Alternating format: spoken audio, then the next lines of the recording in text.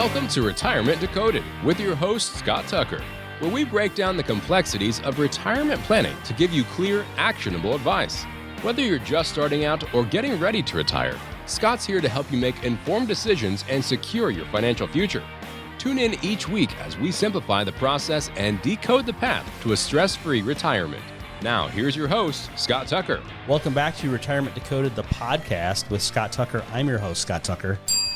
And that bell's for me, Max. It's always for you. Oh, geez. Associate Advisor Andre Hootie could not be on the podcast today. So we not in any way any kind of step down, or maybe it's a step up. Maybe, yeah, unless Andre hears this. We have on microphone number 2, Associate Advisor Max Wren. Say hello, Max Wren. Hey, hello, Max Wren. Oh, you almost stumbled there. I almost said, hey. Sometimes we have Andre Hootie on the podcast. Sometimes we have Max Wren. Really, Max, we just need 2 of us. Yeah, just 2. We don't need 3 or 4 people in there. Doesn't need to be the 3 musketeers. So the question for the podcast for this week, George writes into the podcast. George asks, Max, when you inherit a Roth IRA, do you have to put the money into an inherited Roth IRA account? Question mark. There's going to be more to the question than this, because everybody who writes us with a question, they write like a whole bunch of sentences in one giant paragraph. Of course they do. George, how about what they used to call, when I was in the Navy in the 90s, the early 90s, they called it a carriage return. That's when you hit enter, you start a new paragraph. Yeah, I had no idea what that was. Like carriage return comes from the days of the typewriter. So they kept calling it carriage return. And actually, we did have these like teletype machines in the world of cryptology. You'd be surprised how old the stuff is the military just keeps using and using and using. See, right now I'm just picturing one of those court, type things they use where they only have a couple letters and you got to figure it out. Not that, but we had these were like machines that where you would type, and then it would have actual like carriage that would go left to right, and then you'd hit enter, and then it would go back to the left. That's called a carriage return. Is that where you'd hear that ding sound? Well, no, that would be if you type too far to the right, you might hear a ding. But this wasn't like a typewriter. This is like this highly classified cryptologic piece of gizmo. I guess the government would overpay for. But you'd have to. They taught us in Pensacola, Florida. It used to be it used to be the Naval Technical Training Center Corey Station, and now I believe it's the Naval Information Warfare Dominant Center or something like that. It's in Pensacola, Florida at Corey Station. But they actually taught us 2 carriage returns and a line feed. So the 2 carriage returns, just to make sure the carriage went from right to left, and then the line feed to make sure the paper advanced. I'm already confused. Yeah, but then somehow our monitor was on paper, What? a paper printer, but then we were preparing a message that would be sent electronically. Yeah, I'm all kinds of lost right now. Yeah, the early 90s is tough. And when I was in my first duty station, I was stationed at RAF Edsall, Scotland, a naval security group activity. And my first job there as a cryptologist, I was trained to operate an IBM mainframe that was installed in 1965 or so. And this was in 1992. Oof, I can only imagine. I had tape drives and magnetic platters. My grandpa was probably working on that back in the day. Yeah. Thanks, Max. See, I'm in my early 50s, and the Maxter's about 20 years younger than me. So, Max, George writes a program. In the first part of his program, he says, Max, when you inherit a Roth IRA, do you have to put the money into an inherited Roth IRA account? Question mark. I mean, you don't have to. What would be the dumbest thing you could do, Max, if you say somebody passed away and they left the Maxter, they left you a Roth IRA? What would be the dumbest thing you could do? The dumbest, and unfortunately this is probably what we see most often, is people just cash it out as soon as they get it. Yep. So let's say your grandparents are still around, Max? They are. Yep. Okay. So let's say one of the last of your grandparents passes away, and say they don't like your parents, and they leave you a Roth IRA. Mm-hmm. So the dumbest thing you could do, Max, would be take that Roth IRA tax-free and buy a Corvette. Well, I mean, you could buy a Honda Prius. Prius would be a little more stupid than that. Yeah. So. Well, it depends on your attitude towards internal combustion or the degree of miles per gallon or whatnot. Hey, the Prius, at least it's not an electric car. At least it's like it's got belt and suspenders. Yes. Yeah, it's like the Swiss Army knife of automobiles, perhaps? Question mark. Can't really off-road in Prius, though. Yeah, you could try. Yeah. Could try. Get it stuck real good. So So what Max now say if you're one of the last year your grandparents didn't like your parents, they left you a Roth IRA, what would be the smartest thing you could do with that money potentially? Well, Roth IRA grows tax-free, right? So you want to try to keep assets there as long as you can. And thankfully, the current legislation says you don't have to deplete that account until after 10 years. So you want to keep it in there for 10 years. Max, though, let's say your grandparent left you their Roth IRA. Is their Roth IRA, can you put that in your Roth IRA? No, you can't. So what's the smartest thing you could do if you didn't need the money? I mean, I know how you roll, Max. You don't need the money. But let's say one of your grandparents left you a Roth IRA and you didn't need the money. What would be the smartest thing you could do? Let it keep growing. And how would you do that? Well, you're going to invest it. You're going to keep it into inherited Roth IRA. Yeah, so it has to do it. There has to be a direct transfer, so to speak. It has to go from the Roth IRA rather than just have it paid out, payable tax-free to Max. Right. You want to actually do a transfer. We would open up a, if you're a client of ours, Max, if you're a client of yourself, you tell yourself that we'd open up an inherited Roth, maybe at Schwab or Fidelity, and then we'd have the money not touch your hands, right, so to speak, not you personally. So maybe it'd come from Vanguard, because maybe your grandparents, they didn't invest with you because they thought you were a goofball. You think that could happen? My grandparents, no. No, you got your stuff together. They know that. So let's say just somehow, they just had it at Vanguard and in a Roth IRA. They leave it to you. You would want it to go from Vanguard to Schwab or Fidelity into an inherited Roth. Right. Of course, not a taxable event, and it's nice that it didn't touch your hand, so to speak. You never cashed a check that was made payable to Max Wren, the sort of thing. Right. And then now you have an inherited Roth, and so that inherited Roth money can now grow tax-free for 10 more years after their passing. Mm-hmm. Yep. You could take money as you need, tax-free from it, but it's really best, isn't it, that if you have the opportunity to grow inherited money at tax-free another 10 years after they're gone, that'd be the smartest thing. Yeah, I mean, in my eyes. Yeah, future Max would really thank you. That's what we're doing here at the end of the day, looking out for future Max. Right? Instead of you buying like a Toyota Prius, and then 10 years from now you get a Toyota Prius, or a Corvette. 10-year-old Corvette's not as cool as a brand new one, usually. Yeah, usually. Agreed. And like I said, your mileage may vary. So George says, when you inherit a Roth IRA, do you have to put the money into an inherited Roth IRA account? ? No, you don't have to, George. You could be a knucklehead, cash it out, and go to the bar and buy everybody drinks. Here's another one, Max. Max, how do you keep track of the earnings if the owner bought and sold over the years? Do you see where George is going here? George's a little confused, right? Yeah, a little confused there, George. It's okay, though. So most folks are confused. I'd say right? 99% of them are. More folks are than aren't. We had our electrician at the office the other day. Oh, yeah. Now, we're in Chicago, although we can help folks all across the fruited plain. We're federally licensed, so we can help you. So long as you're an American anywhere in the Americas, the United States or its territories, we can help you. Go to our phone calendar at tuckerretirement.com. At tuckerretirement.com, you can click a pick a time on our phone calendar at tuckerretirement.com. Schedule yourself right there, and we will spend 15 minutes for free with you over the telephone in the coming week. Max, we'll get their questions answered and their answers questioned. Always question. Yes.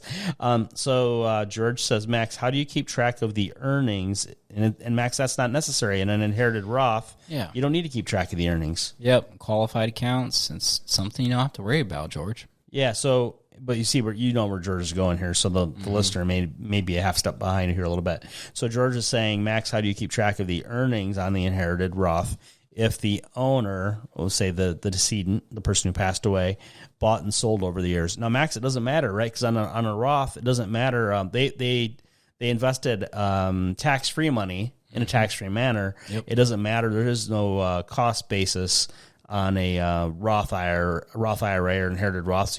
So George, you don't have to keep all those records and things. You don't have to worry about taking the money from Vanguard and having it with us at Schwab or Fidelity. See? Yeah, that's okay for you, George. And really, nowadays, I should say, I don't want to get too confused here, George, but nowadays, in recent years, the law has changed on non-qualified accounts. When you take them from one custodian to another, the custodian that lost the account has to provide all the cost basis data.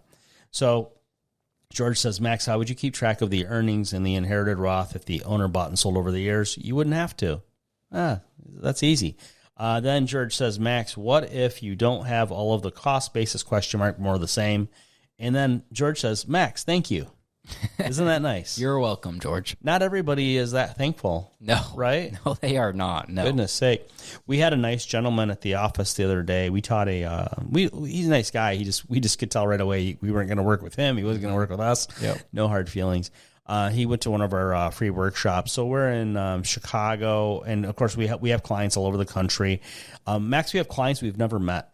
Isn't that weird? It's kind of funny, isn't it? Yeah, we have a client down in Fort Lauderdale area, and since we're federally licensed, we can help him. And we've actually never even seen him on Zoom. It's a whole complicated thing. He can't get Zoom to work, so then we take screenshots and email back and forth screenshots because he can't get the Zoom to work on his iPad, and then we have to FedEx. He can get DocuSign to work, so we DocuSign through email, through the wonders of the interwebs, and sometimes we'll FedEx him a form to sign and with a prepaid FedEx to send it back. But we've never actually met him. Yeah, I mean, we're part-time gymnasts, too, doing that. Yeah, doing the backflips. And he invested a good amount of money with us, I think $1.5 million or something, and then he inherited like another $750 or something. And it's funny. We've been able to help him a lot. That's not a promise or testimonial or anything. It's just funny how things are nowadays. Like I said, we're federally licensed, so we can help people all across the food or plain. So we had a gentleman come the other day to the office. So we do a lot of local stuff. So we teach workshops locally. Chicago, let's say like the northwest suburbs. So we taught a workshop, I believe it was in Des Plaines, and that was a couple weeks back. A gentleman came to see us just the other day, and he says, now here's the deal. I've done pretty well. I think he said his net worth was $3.5 million, which at $3.5 million, I didn't even get into this with him because he was so adamant not working with us. Yep. Do it yourselfer thing. So he goes, now here, I've done pretty well. $3.5 million net worth. Well, Max, in Illinois, as in many states, Illinois has an estate tax that hits you if your estate reaches $4 million. And this gentleman was 67. Yeah. So he's going to be in trouble because he's going to do everything himself. Yeah, I don't even think it was on his radar, too. So that's going to be a big... We were having enough trouble getting other stuff on his radar, and he's a cool guy. I would like to work with him, but he goes, well, I've already decided... He's 67. I've already decided I'm filing for Social Security in January at 68 and 0 months, and he's telling us how we can't talk him out of it. I'm like, okay. Like, what are we doing? Okay. And then he goes, now, and as far as I get a lot of real estate, but as far as investable assets, I got $1.5 million. But I would only have you guys manage $300,000, and I'm thinking, boy, this is an attractive offer. Yeah, a really great start. Just tell us all the things you're not going to do. I said, can you be open minded? And he's like, And I said, are you stubborn? He goes, yeah. And then he was all kind of not helpable.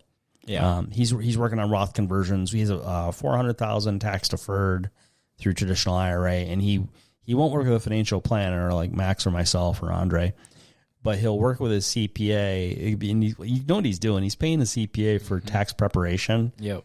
But he doesn't want to pay anybody an advisory fee and any kind of tax planning income. Yep. So he doesn't want to pay an advisor. And he says if he ever did work with an advisor, they could only manage $300,000. And I said, we'll call him Bob. I say, Bob, our clients typically come to us and they want us to take care of $1 million to $5 million. You come in here with your $1.5 million, outside of real estate, and telling us that we could only manage $300,000, but you're going to argue with us. He even argued with me about being stubborn, right? He did. Yeah. I asked him if he was stubborn. He said, well, maybe I can be. And then he provided an argument about how he's not stubborn. And I said, well, Bob, you're even arguing about being stubborn. That's pretty stubborn. Yeah, he admitted to he got you there. Yeah. You got him there. We showed him on his $400,000 tax deferred as IRA money how he could potentially save about $200,000 in unnecessary federal income tax. And he wanted us to tell him the ins and outs and hows, and then he didn't want to engage with us, and then he didn't want to hear about not filing Social Security at 68, that instead he probably, in his case, should do 70. You want to argue about that, and then we never even got around to, he spent so much time arguing, never got around to the state tax, because he kept knocking it out of my head and telling us how he didn't want to work with us, and I'm like, okay, this is great. Well, there's that saying, you don't know what you don't know, and sometimes... And you may not want to... And especially if you don't want to know it. Exactly, right. Don't tell me things I do not want to hear.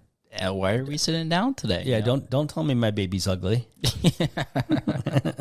And then, you know what, Max? Kids are wonderful, but everybody's baby's ugly. At some point, right? Yeah. Well, when they're all slimy and wrinkly. Right. No one's getting a good comment from me there. You're like, oh, look at my baby. Oh, great. Oh, awesome. I'm Wow. sure when he or she grows up, it'll be better, right? Yep. Everybody's kid. Kids are terrific, but everybody's kid starts out kind of looking like a blob. They all look the same, the little kids. Mm-hmm. So, George, if you want to get in our phone calendar, tuckerretirement.com, we'll tell you all the things you don't want to hear. So, but I thought that was interesting. We just see all kinds of different things. And people who have, this gentleman that came to see us the other day, the guy we'll call Bob, his situation wasn't awful because he had 400,000 tax deferred and he had been working on Roth conversions. Mm-hmm. He wasn't paying enough attention about how the money he has tax deferred is still growing. Here's one thing that we said he ought to think about. He's on fire to file for Social Security as quick as he can. Yep. And he still has $400,000 of tax deferred money he's not yet converted. Right. If he locks in a lower benefit at 68 versus wait to age 70, and if he starts receiving Social Security in a few months and still has $400,000 to Roth convert, the Roth conversions are federally taxable, and they're not taxable in Illinois, and in some states they are, some states they aren't, as far as state law. We do have a client, this is a whole nother story. We have a client from St. Louis area, Troy, Missouri. He drove all the way up here to see us and all the way back, which I said, we do Zoom. But it was cool to see him. Hey, you're a celebrity, Scott. They want to see it. Well, geez, they came to see you too, Max. Heard us on the radio. We have a radio show in Chicago on WIND on Sundays. What was I saying? Oh, so the gentleman who wants to file for the guy, Bob from the other day, he wants to file for Social Security and lock in a low benefit for life. Because if you file at 68 versus 70, you lock in a low benefit and it stays locked in like that the whole rest of your life. Mm-hmm. Once you start your benefit, say 68, you don't get those 8% raises for waiting to age 70, 8% per year for waiting. So you're capping your benefit, you're cutting it by about 16% right there, you could say thereabouts. Yep. And then when you get your cost of living allowances every January, that Bob guy, he's only going to see that he's going to get inflation minus food and energy. So he will never keep up with true inflation. So his spending power of his Social Security will decline over the years, actually every month for the rest of his life. Because I don't expect we're going to see deflation. If we see deflation, we're really in deep stuff. We see deflation. I could not even tell you what the world looked like now. It wouldn't be good. Some missiles flying around and all kinds of fun stuff. Okay. Made me superstitious now. I'm not really superstitious, but yeah. So, so you generally do not want to overlap Social Security with earned income. We generally do not want to overlap Social Security with Roth conversions. Now, Max, if he came to us and saw us at 70, I'd say, okay, file. Yep. And then to say, well, let's still look at these Roth conversions. Let's get these figured out. Right. Because your tax deferred money, he couldn't wait to tell us about how much he's growing his tax deferred money. Yep. So, well, great. You're growing your future federal income taxes because you're growing it in the tax deferred bucket there, or the slinky, so to speak. We have a slinky that we keep on our desks and use it for our Zooms and our conference rooms. If you picture your tax deferred IRA money or 401k money, deferred comp, all those TSP, 403B, you've never paid a penny of federal income tax on any of that money. So if you just keep growing that money, and he was telling us how much he's growing it, you're growing it, and you're growing your future tax obligation. Right. So if all of that is annoying stuff that you'd like us to talk to you about, go to retirementdecoded.com. At retirementdecoded.com, you can see our phone calendar. Click and pick a time right there. That's retirementdecoded.com. Now, the gentleman from the other day drove all the way up here from Troy, Missouri with his brother. Right. They both used to live in the Chicagoland area and listen to us on WIND. And they drove all the way up here so that the one brother could have us manage all his money.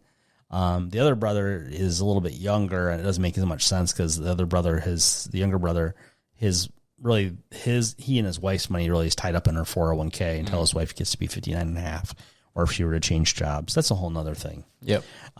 Retirement Decoded. Sorry, that's the wrong website. Go to tuckerretirement.com. At tuckerretirement.com. I have a lot of websites in my head. You got too many. Go to tuckerretirement.com, see your phone calendar, click and pick a time, and then we'll talk to you over the telephone from the comfort of your own home. And even if you can't do a Zoom, we'll just do it on the phone. And then if you ever want to, we can do screenshots and email them back and forth if you can't get the Zoom to work on your iPad. Yeah, if you're in Fort Lauderdale and you want to do that, let us know. Or if you're not in Fort Lauderdale, we can do Vancouver, Washington. We can do Kenosha, Wisconsin. We can do Grand Rapids, Michigan. These places we have clients. A couple places in Texas, and all that. I don't know. We need to get somebody in Maine, perhaps? ? Maine, Portland, maybe. Yeah, we have a client that used to be in San Diego. Then she moved back to Fort Worth. Now she wants to move somewhere else again. And so traveling all over the place. Hey, I mean, there's a lot of places to see. Hey, Max, if we get somebody from Guam, will you do the middle of the night meetings on Zoom? Guam, I'm not sure if we can help you if you're in Guam, but I'll try. If you're in Guam, go to tuckerretirement.com, schedule a phone appointment, and ask to meet with Max. Thank you, Scott. Thank you. Well, it's been fun, and it's been real, and it's been real fun. The Retirement Decoded podcast with Scott Tucker. I'm your host, Scott Tucker. That's the voice of Associate Advisor Max Wren. We'll talk to you on the next episode. Scott Tucker Solutions, Inc. has a strategic partnership with tax professionals and attorneys who can provide tax and or legal advice. Neither the firm nor its agents or representatives may give tax or legal advice. Individuals should consult with a qualified professional for guidance before making any purchasing decisions. A Roth conversion is a taxable event and may have several tax-related consequences. Be sure to consult with a qualified tax advisor before making any decisions regarding your IRA. The views and opinions herein are those of Scott Tucker Solutions, Inc. and do not necessarily reflect the views and opinions of AE Wealth Management, LLC. Investment advisory services made available through AE Wealth Management, LLC. AEWM and Scott Tucker Solutions, Inc. are not affiliated companies. Insurance products are offered through the insurance business Scott Tucker Solutions, Inc. Scott Tucker Solutions, Inc. is an investment advisory practice that offers products and services through AE Wealth Management, LLC, a registered investment advisor. AEWM does not offer insurance products. The insurance products offered by Scott Tucker Solutions, Inc. are not subject to investment advisor requirements. Investing involves risk, including the potential loss of principal. Any references to protection, safety, or lifetime income generally refer to fixed insurance products, never securities or investments. Insurance guarantees are backed by the financial strength and claims-paying ability of the issuing carrier. This podcast is intended for informational purposes only. It is not intended to be used as the sole basis for financial decisions, nor should it be construed as advice designed to meet the particular needs of an individual's situation. Scott Tucker Solutions, Inc. is not permitted to offer, and no statement made during this podcast shall constitute tax or legal advice. Our firm is not affiliated with or endorsed by the U.S. government or any governmental agency. The information and opinions contained herein provided by third parties have been obtained from sources believed to be reliable, but accuracy and completeness cannot be guaranteed by Scott Tucker Solutions, Inc.